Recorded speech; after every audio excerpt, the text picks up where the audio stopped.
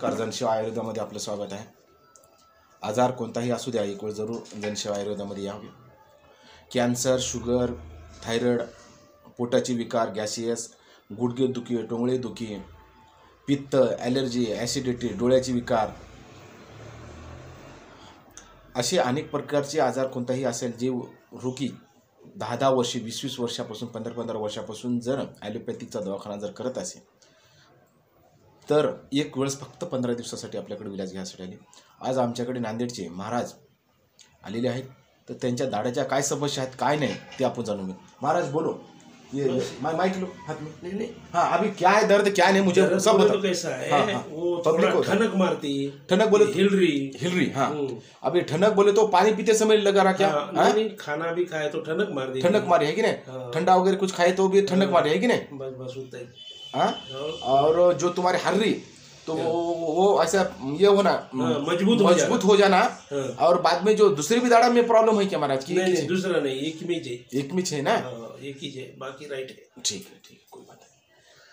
आता यायचं म्हणणं की माझी दाढ हालत आहे आणि जेवण खाल्ल्याच्या नंतर आणि त्रास होत आहे, पाणी पिल्याच्या नंतर त्रास होत आहे, झणझण करत आहे, अशा प्रकारचे हे विलाज आहेत. आपल्याकडे चांगली पेशंट झाले, रिकवर झाले, जेणेकरून आता याचं वय पाडण्याजोगतं आहे दाढ.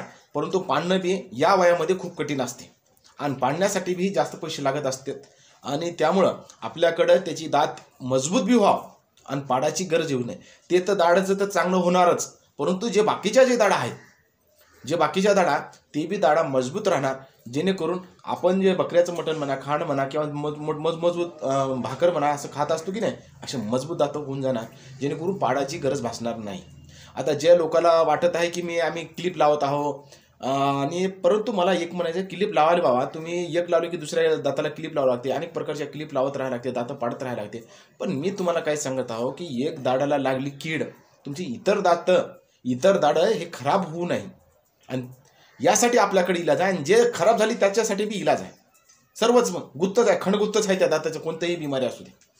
आणि महाराजाचं कल्याणच होणार इतकं बोलतो. आजार कोणताही जरी असेल, एक वेळ जरूर या. ॲलोपॅथिक वगैरे जे काय आहे समजा, ती मानसिकता जरा चेंज करा, जरा एक वेळेस यानंतर बाकीची मानसिकता ठेवा तुम्ही. आमच्याकडे चांगलं नाही झालं तर आम्ही डायरेक्टच म्हणतो शेवट आहे बा तुमचं तिकडे, परंतु निसर्गाप्रमाणे इथं चांगलं करून घ्या. धन्यवाद. जय हिंद, वंदे मातरम.